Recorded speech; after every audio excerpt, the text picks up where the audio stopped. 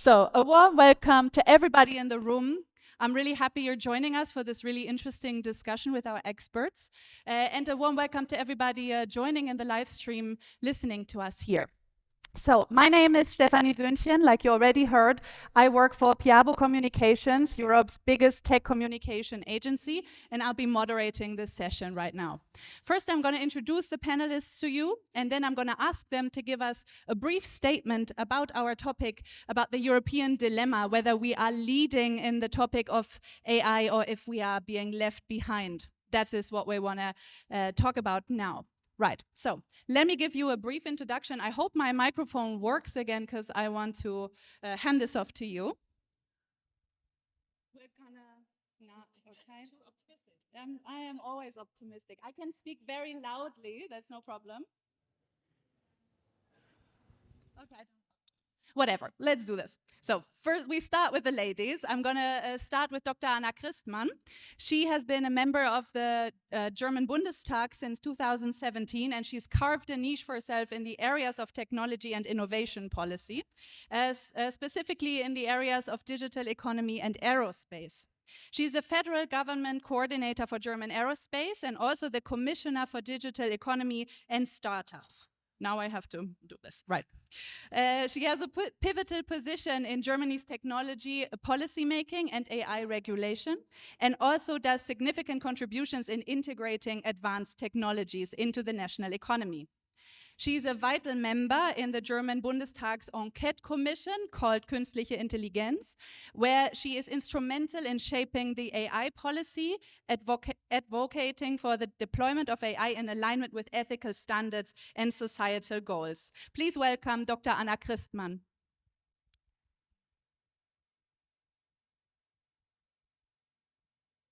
All right. The next lady on the panel that I would like to welcome is Martina Silov. She is the president of the Croatian Association of Artificial Intelligence, and she is her mission to foster meaningful collaborations within the technology ecosystem of Croatia. Under her leadership, a hero project was launched where they reached over 50 schools with over 50 mentors and 2,500 students. She has been pivotal in organizing numerous meetups across Croatia, educating the public about the potential of artificial intelligence, making it more accessible to everyone. She's launched vibrant tech communities in Zagreb, fostering the collaboration among engineers, educators, artists, journalists, and technology enthusiasts. She holds an influential position in the AI community, and she's promoting technological optimism, which is, I think, an interesting also addition to the panel of looking at all the regulation things we heard before. Welcome with me, Martina Silov. Thank you. And last but not least, we have Kai Zenner, who is the head of office and digital policy advisor in the European Parliament. He has made his career in politics, law, international regulations, grounded in strong academic foundations at universities in Europe, with a focus on security studies and European law. As working in the European Parliament, he has been instrumental in shaping digital legislation and policy, namely the European AI Act that we've already heard so much about today. He has taken a leading role in navigating this digital legislation and policy advising with a very strong advocacy for ethical AI standards that align with privacy, security, and governance principles. He also holds several high-level advisory roles, including positions with the OECD's network of experts and the United Nations Expert Group. This allows him to influence global digital policy, particularly in the integration of AI technologies that support European digital sovereignty and innovation. Welcome with me, Kai Zenner. Thank you. And now I asked all of the panelists to prepare a short 2-3 sentence statements of what they feel about this European dilemma. Where do we stand from their perspective? Are we leading? Are we falling behind? What is their view on this? We're going to start in the order of my introduction. So, Frau Christmann, I'm going to hand you the microphone.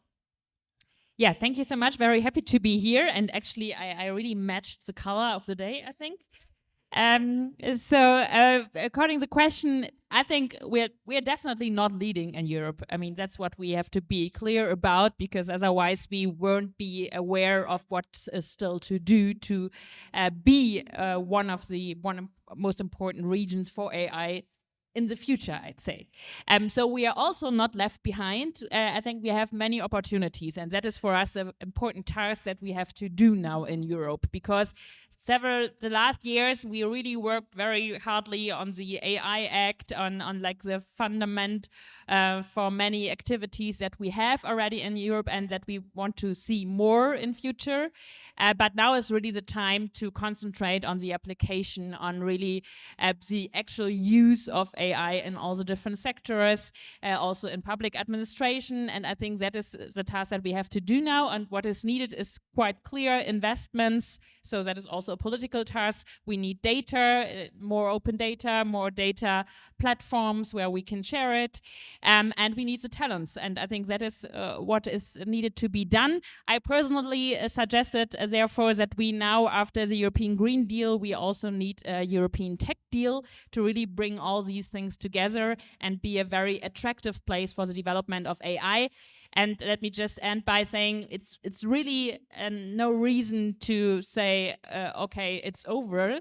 But there's lots of reason to say now is the time to really accelerate our activities, because we have already many of these things. We have talent, we have excellent research at the universities, we have startups and more, and we have all the question of AI in industry, which is a huge opportunity. But no question, we need to accelerate to make use of all these opportunities. So hopeful, but not too late, but still a lot of hard work in front of us. Martina. First of all, thank you for the lovely introduction. Next time my mom asks me what I actually do, I will just give her your number and you will explain. So hello, everyone.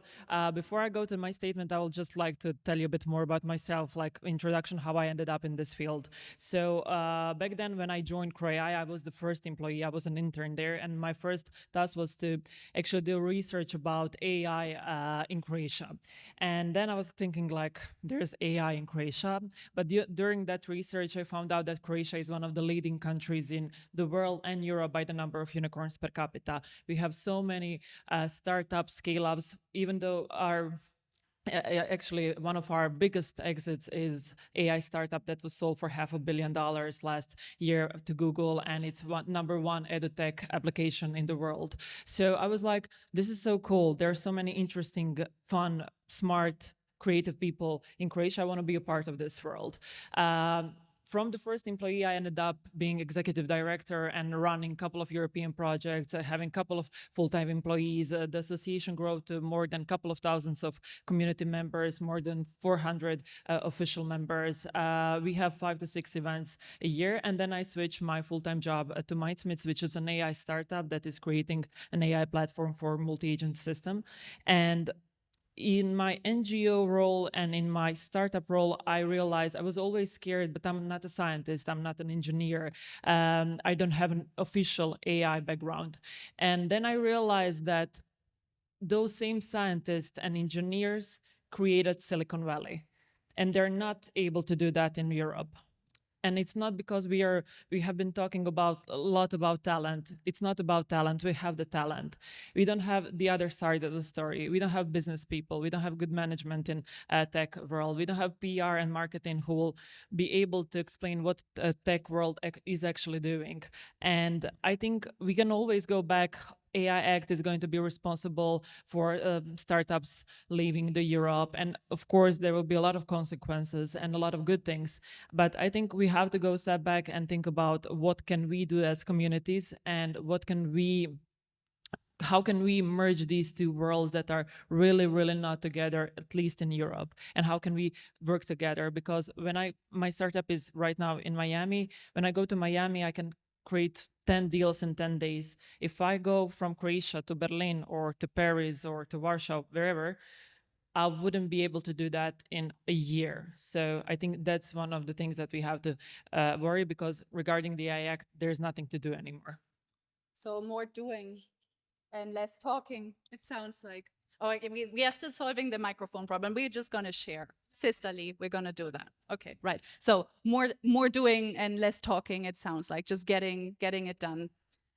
Herr Zenner, what do you think? Yes, so it's a good question, and much has been already said. So I will really focus on the European angle. And we made a lot of prep work, and also the Ethics Commission or CAT Commission in the Bundestag did, I think, amazing work and underlined where we are lacking behind, where there are problems, where there are opportunities, and so on and so on. And because of that, the European Commission in the end made, with the European AI Act, an attempt to fill a little bit an international gap, because back then it was really not a lot happening in regulatory terms. A lot of international organizations were working on it, but on national or regional level, it was not really the case. And we wanted to create a second Brussels effect, similar to the GDPR, that basically there are good rules here that are copy-pasted around the world, which would give our companies a competitive edge. Now, if we are looking in the end product, the AI Act, I think it's a little bit a mixed feeling. So we did a lot of good work there. There are good principles. It will definitely help to improve the trustworthiness, the safety of the AI Act. But does the AI Act really address this threat of being left behind? I think at the moment actually not. And therefore, what Anna was saying, I would agree a lot. And I'm really happy I'm now here for the third time. And actually the narrative here also changed a lot. It was this focus on regulation, but now everyone is talking about, okay, regulation cannot be everything. What is missing? And therefore also on the European side, we are now talking about, okay, the AI Act needs to be much more clear. It's very vague, so definitely secondary legislation is missing, but we also need to complement it with innovation, with investment programs, with also connecting AI to other fields. We have the Green Deal. There are a lot of potential synergies by using AI to save energy, and so on and so on. So what hopefully is coming with the next European Commission, and with that I'm stopping my intro, is a more comprehensive way of using AI for a better future. Thank you very much to all of you. I think we got a good impression on where you stand on this. I would like to open up the discussion by saying, what would it actually look like to lead?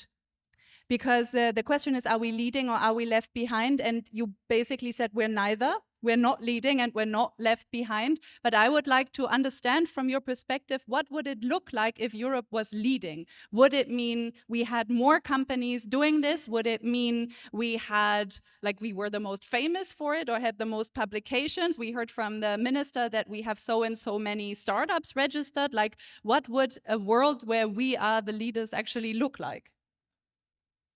I mean, if you look at the numbers, you can see in Germany, for instance, right now, 30% of the companies use AI on a regulatory basis and on a regular basis. And compared to the rest of the world, there it's 40%. So we see we are like in the use of AI in the fields and the different sectors, we are now under the score of many other countries. So I think to be a leader, we need really to apply AI in many more fields, in many more sectors. It needs to be more standard. And to see when we would be a leader, that would mean that we would have an even more active startup scene in this area, I'd say. And there is what I said, we see really some startups coming up in the sector. I mean, there are already a lot. But what they need is more money to really scale up more. That is one thing that we are addressing really with some public funds also. And for example, the European Tech Champions Initiative, which is an initiative to have more venture capital in Europe, especially for technological fields. And this is the gap that we see. So a lot is happening, but there is often missing the step step to really get to a scale up a large company that has a worldwide impact. And there also in Europe, we often have the problem that we have like all the different countries, so everyone looks at their own market, and there is often not the attempt being a global leader from the beginning. And this is also, I think, something that has to change. Companies that start in Germany needs to have like the global market in their perspective. And there is some work to do, and there Europe can help if it really works together very well. If we have also like the digital, one digital market in Europe, that would help. And if we achieve that we have really the money that can be invested in these fields. I think these are just two factors, and I mentioned also data and compute power is also a question, and there is also a lot work to do. So it's money and mindset, what I hear here. And this is also something, Martina, that you basically said that, you know, we don't have business people, we don't have marketing people like that, the spirits that we maybe see from the bigger players that give them this advantage. Do you agree? Yeah, that's how. But how, if we are the leaders and how the world looks like, it's really simple. When you open your bag and you take your phone or you take your laptop, is made in EU. When you open that laptop and when you open that phone, whatever, and you open that service, it's European apps, it's European services, it's European technology, it's European best case practices. That's the world, how world looks like from American perspective, for example. That's their world because they're using their own products. I don't know what's the last time that I used European product.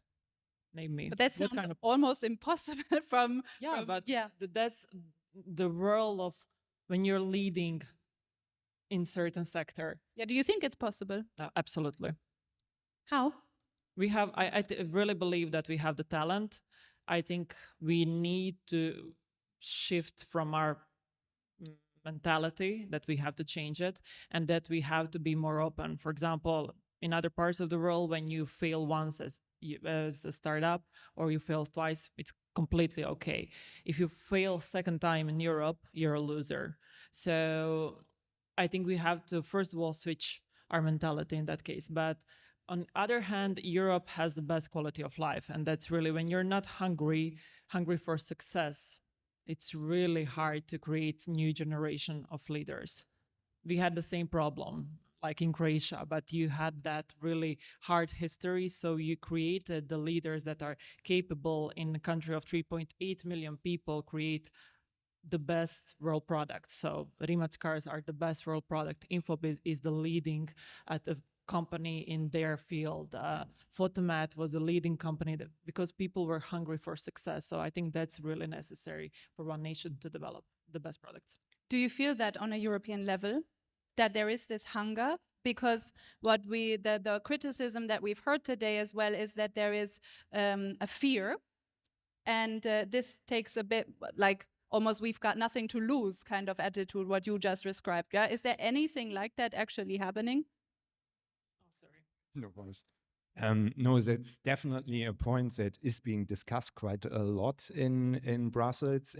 I would say even in this commission under von der Leyen, there were good steps. So there was definitely a much more strategic out view. It was also a good focus on things where we are strong and trying basically to there become leaders. There was not this attempt from the last commission to make our own browser or our own platform, because we all know that this is really a challenge and probably not possible. So there, I think we are indeed on a good way, and maybe we are able, based on the things that are not working and a good assessment, to really push them forward. Maybe to complement the points that have been said, because I support basically everything, three things that, again, right now in Brussels at least, are major problems.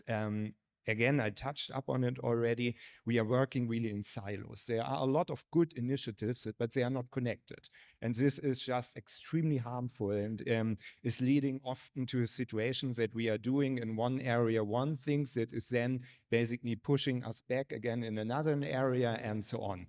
Then a point, it was mentioned already about us being risk adverse, waiting for the state and so on. There I see, at least here in Germany now, huge changes with TUM, Unternehmertum, Technical University, Applied AI and so on. They are probably here also.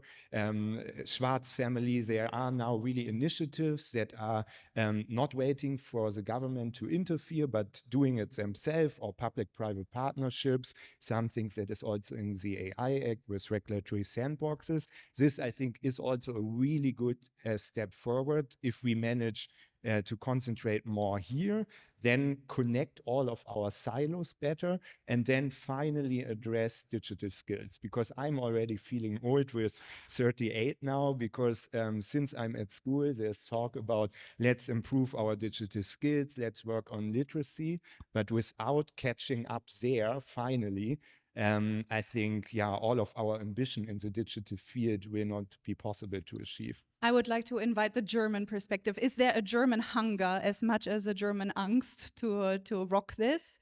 I'd say yes. And maybe what we need to understand better is that for the challenges that we have right now, and of course, one is a geopolitical challenge that we have, of course, but the other is a not new climate challenge. And I think there is a lot of hunger for finding solutions for these challenges. And when we look at especially new companies, 1/3 of them tackles greenhouse gases in a way and climate in a way. And actually, we need to understand that all these kind of challenges, we only will find the solutions to them if we have also the technologies that are needed. And AI is for many of them a crucial technology. So if we stay with being a champion in hardware and engineering without being also a champion on the software side, the AI side, that won't work that well. But we need to bring these two things together. And I think there is a hunger for doing actually exactly this one. And there are companies that are already on their way to doing this. And I think that would also be the European maybe a way of really pushing AI solutions to really find the solutions that also help solving our problems. Because I don't see so much the need to really have the next consumer-oriented big AI personal data company, whatever. I think that is also might be relevant for some sectors, but in the end, the European way could really be to bring these two things together. That's what I mentioned, bringing the Green Deal together with a tech deal. I think that would be the European way to go, and that is what many people are motivated by, to really solve these kind of challenges. And I think that could be a push that really brings us forward. And maybe to link this a little bit to how can we support this. Unternehmertum was mentioned, and what I said earlier, that we have already a very high expertise in research in many of these fields. We really want to help to bring them into application, into real companies. That's why we started the Startup Factories competition, where there's just the first round of applications running right now.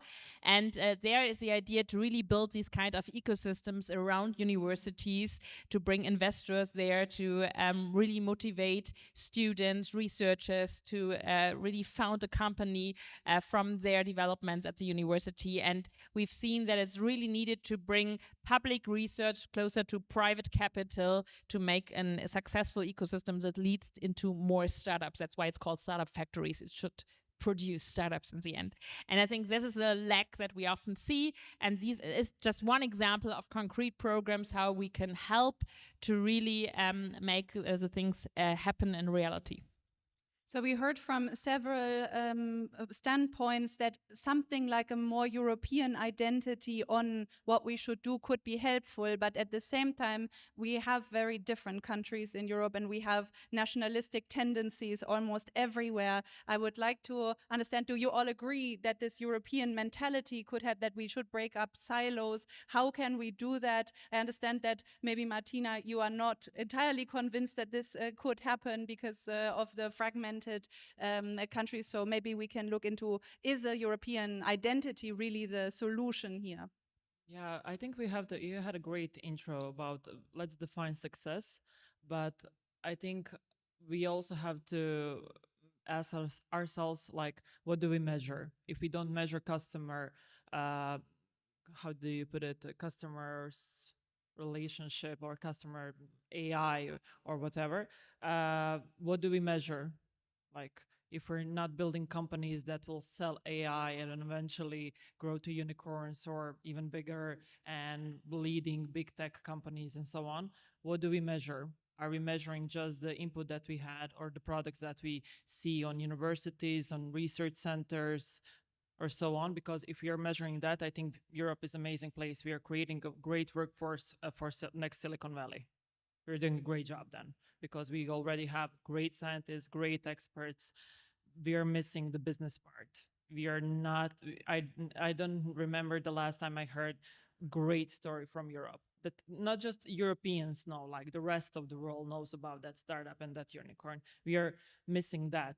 Regarding the institutions and everyone else, I know a bunch of people who left Europe to work in US as a researchers, as a scientist, and so on. So we are now practically creating a Europe as a place for workforce that is going to be just moving to US, which is even worse. So I think we have to define, okay, if we're going to be the leading in AI, what does that mean? Are we going to be leading in research, or are we going to be leading in the number of companies that are going to produce and create AI that is going to be used worldwide?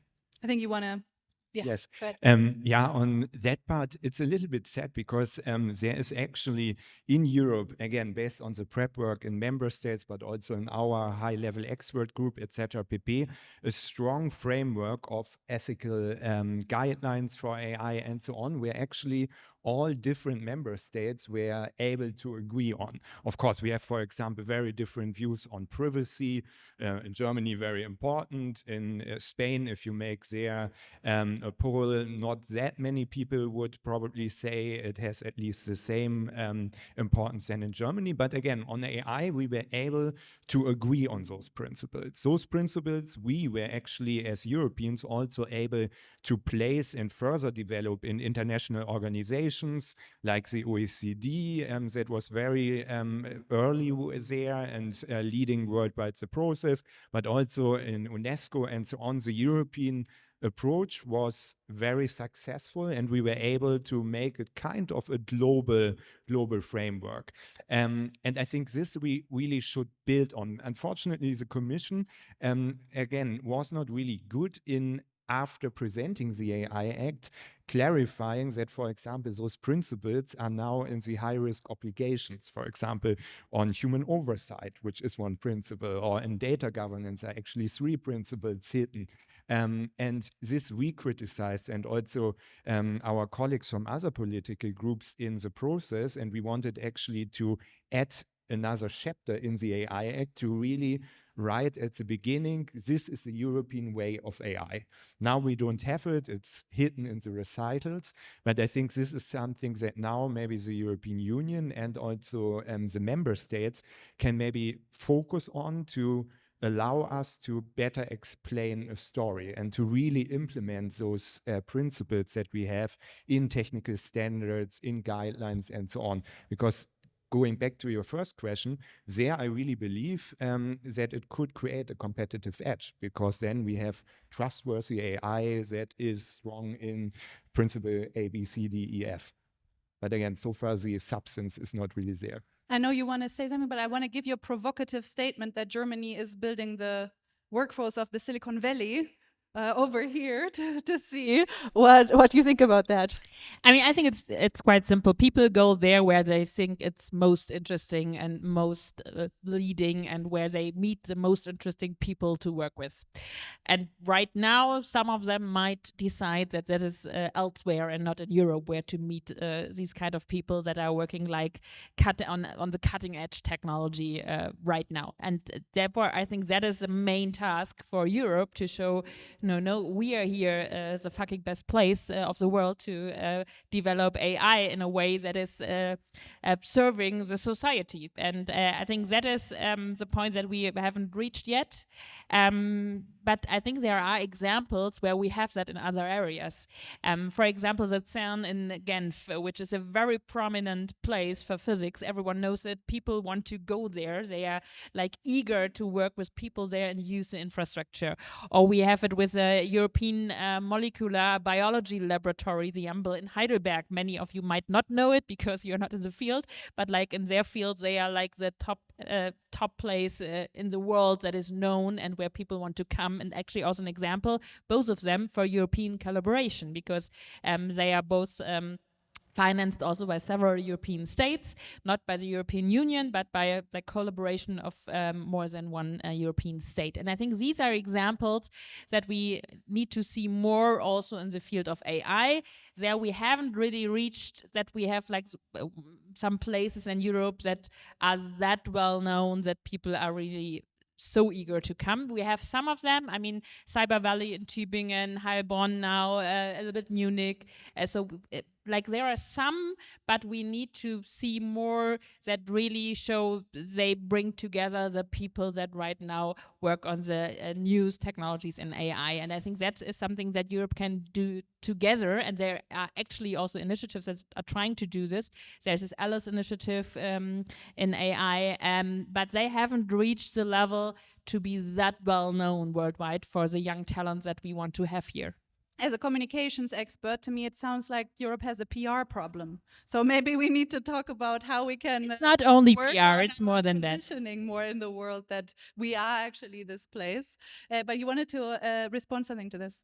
Yeah, I have a lot of comments, but it's getting interesting, so it's fine. I think it's not about leaving to US or any other parts of the world because it's a bit more interesting. It's not about that, because Europe is definitely one of the best places to live. I would say 95% of people that I talk to that move there, they move because it's something happening in the US. And I think something like that can be happening in Europe, but we can't, I would say, our focus is not to create one more institute, like Institute for Biology or Institute for Physics, an Institute for AI. It's not about science anymore. Like AI is the next, like 30 years ago, we had tickets, the tickets were called internet. Based on those tickets, people created multi-billion empires. And it's not just about science, and it's not like scientists just work there. Everybody worked there, from business to marketing to scientists to engineers and politicians, policymakers, policy people, and so on. And something like that, it can be created in Europe. At least I hope so. But if we're going to see AI just as from the science perspective, then we have, again, the same pattern that we had 30 years ago. Just to clarify, that's not what I was advocating for. I wouldn't say that should be like a research institute, but it should be like a hub. And that is what I mentioned earlier with these startup factories. Like it's a combination of both. And when you look at the like big companies in the US, they are actually both. I mean, most of the research in AI, it's happening in private companies in the US. But we don't have these kind of private companies yet that have such a huge budget for R&D. So there is a public task in bringing the things together, and that's what I meant with these examples. Like the examples I mentioned are a little bit more research based, that's true, but I think for AI it can be done that you develop more these kind of hubs that have both the research perspective but also the startups, new companies, businesses that are coming from them. It is, though, still quite startling why it's not working like in a breakthrough thing. It seems like some money is there, talent is there, the hunger is there. So what is happening? Why is it not just going ahead? Is it that the regulation was missing and we were just waiting for that to tell us what to do so we don't have to be afraid? Like if we have everything, then why is it not happening? What would you say? Well, yeah, maybe because of regulation to some part. Well, your point, definitely. So again, I work for a conservative parliamentarian. I'm very industry friendly, and We were actually quite surprised that a lot of companies told us, especially at the end, when we were also a bit afraid, like the Greens, that the AI Act is shot down by certain member states, that many companies were telling us, no, please, we need regulation, and especially German ones, because it was mentioned already, in Germany, there is just this being risk adverse is in our nature. And therefore, I think it's for many companies and CEOs really important to have at least a general framework. And then hopefully now there are really more and better steps. Yes, your comment also, sometimes there's maybe too much regulation. It's what we see now in the European Union, too many laws that are not really coherent, that are interfering with each other, overlapping with each other, and so on. But maybe back to your point, and also to complement what was being said before, I think investments is definitely one of the biggest problems that we see all the time, also on AI. And now my example would be the AI lighthouse. It was going in the direction you said, to build up another CERN, another hotspot of AI knowledge in the European Union. What happened? The budget was 800,000 euros. With a budget with 800,000 euros, I know, or you know much better than me, it's of course not possible. The second point was typical European Union, especially now the last 10 years, member states could not agree where this lighthouse is located. France wanted to have it in France, Germany in Germany, and so on and so on. And those things are then often leading to a situation that there is a good idea, but nothing is really happening. And again, investments are lacking and so on. To be a little bit more positive, and it was also mentioned already, I think in Germany, definitely, there are public initiatives, there are private initiatives, like in Munich, like in Baden-Württemberg, like here, the AI hub, and so on and so on. This is already good. And I think now with the AI Act, and we see it also in other pieces of EU legislation, there's really this strong underlining factor of private-public partnerships, regulatory sandboxes, but also those digital innovation hubs that are already there. And I think this indeed would be a really nice way to maybe in the future partner up, also address the money problem, because then maybe if Bosch, Siemens, and others are joining forces, like we see now in Neckarsulm, it's maybe really possible to achieve together better things. And if the state and the data protection authorities, for example, in Baden-Württemberg, they are very innovation friendly, are from the beginning included and are kind of helping in the process, then I would say we can maybe be much more positive in the future. Martina, do you want to? You look like you want to say something. At No. the same time, I want to give you the question of, you say you're hoping for it to be possible, but what are you waiting for? Like, I'm what really is the- positive. I But mean, what I'm is the living. thing you're waiting for? I'm living my dream. I live in Europe and we have a company in US. We are making money in US and we live here. Believe me, we are fine. I'm really positive. So I'm fine. But I really believe that we can create miracles here. I really believe that we can have the mentality because we have the talent. I think the money, I don't think we are having the right numbers here mentioned. And I think Europe should start betting on something. That's something that we didn't mention. Europe should be brave enough to say, okay, this guy or this girl or this company is worth putting money in, not 10 millions, not 50 million. I'm talking about big money. And I think Europe has to have their own superstar. Like US has its own, China has its own, Japan has its own. We have to start believing that something will be great and risk it. Maybe we will lose. Eventually we will win. But I think that kind of setup and mindset will help us a lot. Yeah, I mean, the money question I think is very important because we there have just a different situation. I mentioned like the budgets that they are working with in the US or in China, be it private or state money. It's just a different dimension, and we won't change this like overnight. There we have to be clear about. But I think we can see some beginnings. I mentioned some of the like public funds that are starting, which we tried with a future fund, and we just announced that we want to have 1.75 billion euro also in these kind of new technology fields that we invest by different means. But also the private sector has a role here. And I think that is very important. Industry in Germany and maybe also other parts of Europe is sometimes a little bit hesitating in doing brave investments, I'd say, because we there see that there's a different tradition, and also like the pension funds and other are hesitating in going in these fields. That is why we are talking right now from the government also with pension funds and others how we can change this, that they would invest into venture capital and to like lift this budget problem a little to make it a little bit better. The beginnings that I see that are positive is, of course, the example that here I guess everyone knows with Aleph Alpha, which has become investments from Bosch and SAP.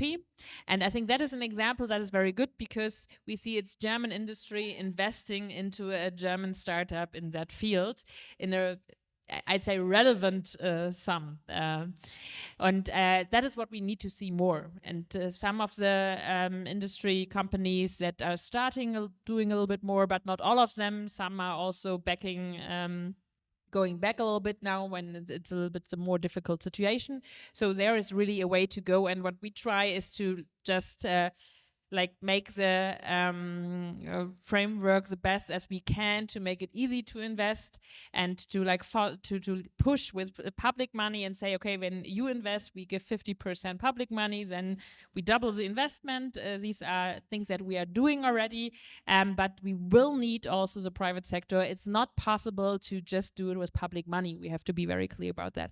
I think that's a good point to wrap this up. As a conclusion of this, I think we had some hopeful notes of that a lot of setup is already there, lots of minds and ideas and potential, and also the motivation to do it, but there's also a way to go. We have new things that can spur us on or hold us back. I think we're going to see this summer, starting this summer, what it's going to bring, but we also need other players that are maybe still hesitant to come into the mix. So thank you all for your contributions, for this very interesting exchange, and thank you all for listening. And yes, thank you.